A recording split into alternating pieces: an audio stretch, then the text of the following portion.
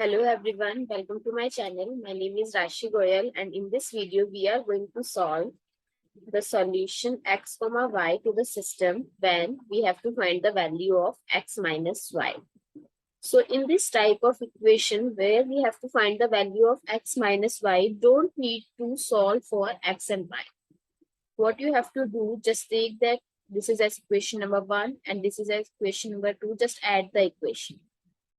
So 2x plus 3x is 5x, minus 3y minus 2y is minus 5y, and minus 14 minus 6 is minus 20. Now divide by 5 throughout the equation.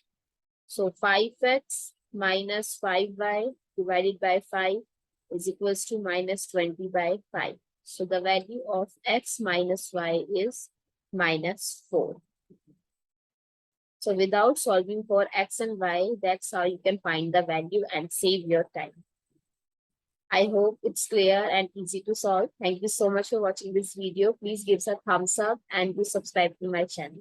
Thank you.